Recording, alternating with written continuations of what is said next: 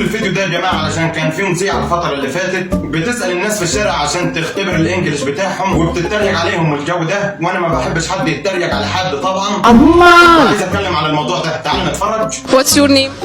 عمرو السيد. عمرو السيد. عمرو السيد. طب هتقولها ازاي بالانجليزي بقى؟ ايام عمرو السيد. هيقولها ازاي بالانجليزي يعني؟ هيقولها عمرو السيد؟ ما هي عمرو السيد بالانجليزي. انت كده اثبتت اللي كنت بتاخده انجليزي مع ميسي ميرفت بتاع ثانك يو فيري ماتش. How are you؟ I'm fine, thank you. How old are you؟ 16. 16. عايزك تقول الجملة. بيقول لك 16. لا، قول الجمله كامله. انت كده اثبتت اللي انت حافظه مش فاهمه. هي 16 زي ما قلت. انت حافظه كلمتين وعاوزه تتريق على الشعب المصري الجميل اللي الانجليزي بتاعه جامد. بقول لك how old are you؟ يعني ايه برضه مش فاهم. عندك كام سنة؟ عندي كام سنة؟ 28. عايزك تقولها بالانجليزي بقى.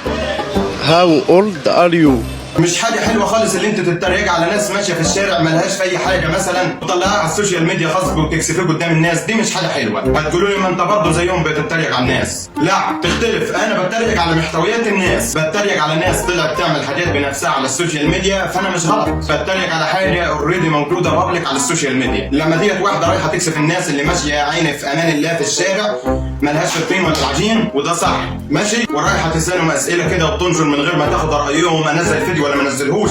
طريقه رخيصه قوي، طريقه رخيصه قوي للمشاهدات يعني.